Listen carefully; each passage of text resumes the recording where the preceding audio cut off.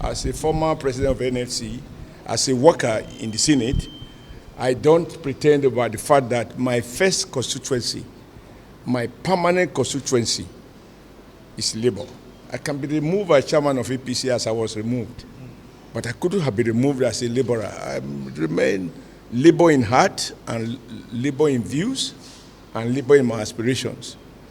I will expect that even as we speak now, that the issues that will appeal to me will be the fact that as we speak, we have states that are not paying 30,000.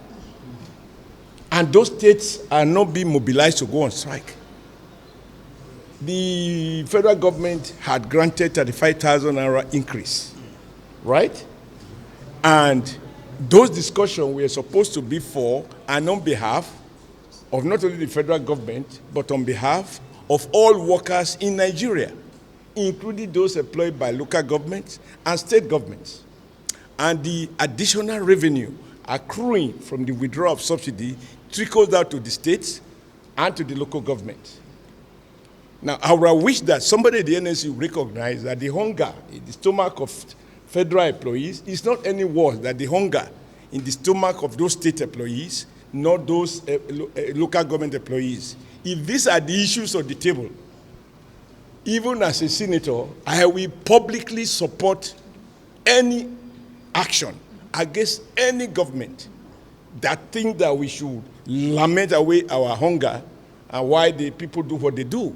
Unfortunately, this strike is not about those issues.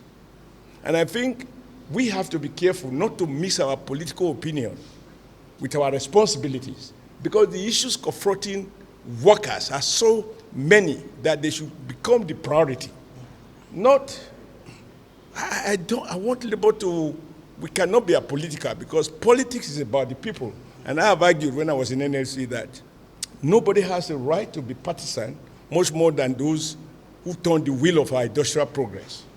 But it's saying that we must recognize that however hard you try, when it comes to politics, people are going to have different reasons for supporting different candidates. And you have to be careful not to be seen to be doing the bidding of a particular candidate or a particular political party. As president of the NLC, I made no friend with any politicians in Edo State, so that, like Bumundia was asked me, we want to be able to say, lead the matter to me, it's my boy, I will call him. I say, I am not anybody's boy. I want to make my decisions. I take responsibility for those decisions. You can't find me in the house of a politician, not because I hate them, but because they don't belong to, they don't represent the value that I represent. I represent those guys who can only vote, even though the law allowed them to be voted for. Unfortunately, the system had to throw them up. So I have to prioritize what is it that I'm ready to die for and what is it that I'm ready to accommodate. That's the best I can say. But let me be clear. I do not support the brutalization of any Nigerian. I emphasize any Nigerian, including a journalist, including the unemployed, of course, including labor leader, right? But I'm saying, in terms of what you might call the hierarchy of needs and challenges that we face, I think that NSU should robustly engage all the state governors, all the state governments who are not implementing the agreement that was midwife courtesy of a national strike, not a federal government employee strike. So if you mobilize private sector workers, state employees workers, local government workers, and now there is an agreement on 35% across the board, I want to see NLC saying there will be no sleep in any state where this is not being implemented. That is all I can say.